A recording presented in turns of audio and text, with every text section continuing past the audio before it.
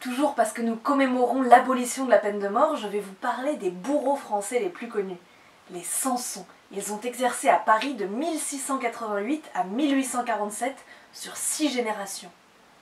Une profession mal vue. Même autrefois, les bourreaux n'étaient pas bien vus. D'ailleurs, les boulangers posaient les pains destinés aux bourreaux à l'envers et personne n'y touchait. On disait même d'ailleurs que cela portait malheur de mettre par mégarde chez soi un pain à l'envers. Bon, dans le doute. Du coup, les bourreaux étaient en général fils de bourreaux, et les fils de bourreaux épousaient des filles de bourreaux, et ainsi de suite, on restait dans l'entre-soi. D'où viennent les Samson? Le premier Samson qui devient bourreau, Charles-Louis Samson dit Lonval, était au départ un officier de Rouen, mais certains le disent né à Abbeville en Picardie vers 1635. Il épouse vers 1675 la fille du bourreau de Rouen, Pierre Jouenne, et devient l'assistant de son beau-père. Voulait-il vraiment devenir bourreau? Pas sûr. Le procès-verbal d'une exécution à Rouen en 1675 mentionne que Pierre Jouenne avait à rompre un condamné. En fait, rompre un condamné, c'était lui briser tous les membres à coups de barre de fer. Et qu'il avait forcé son gendre nouvellement marié à porter un coup de barre au condamné. Et que le dit gendre était tombé en pamoison. En bref, l'apprenti bourreau s'était évanoui. Pas idéal pour un bourreau. Et pourtant, Charles-Louis va rester l'assistant de son beau-père et monter à Paris devenir en 1688 le bourreau officiel de la capitale. Bourreau dès le berceau.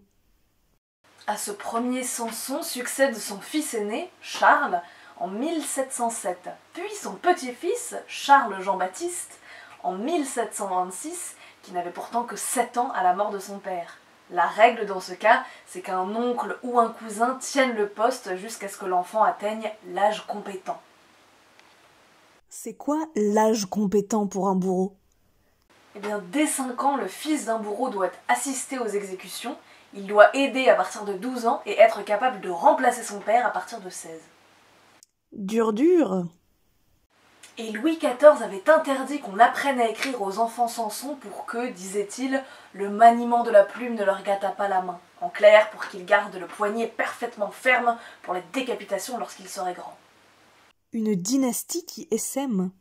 À chaque génération, les enfants Samson convolent avec les filles et fils de bourreaux.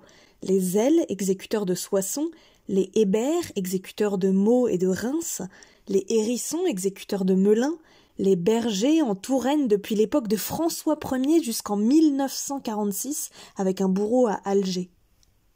À la fin du XVIIIe siècle, 5 frères Samson et 4 gendres sont bourreaux en même temps. Pendant les réunions de famille, pour les distinguer, leurs valets les appellent par le nom de la ville dans laquelle ils exercent leur métier. Monsieur de Tours, Monsieur de Reims, Monsieur de Paris, et ainsi de suite.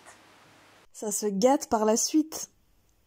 À l'aube de la Révolution, la situation du bourreau de Paris s'est dégradée au point que Louis XVI doit lui délivrer en 1789 un sauf-conduit pour soustraire les Sansons aux poursuites de leurs créanciers. Arrive la Révolution.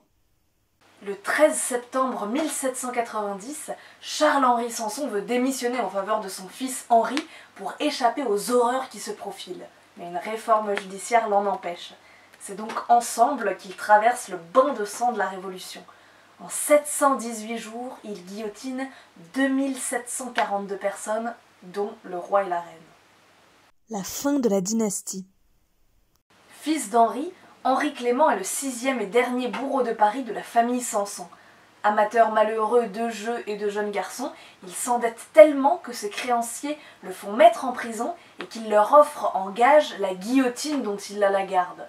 Le ministère de la Justice l'apprend, paye les dettes, récupère la machine et le révoque sur le champ en 1847. La dynastie s'éteint ainsi sans gloire.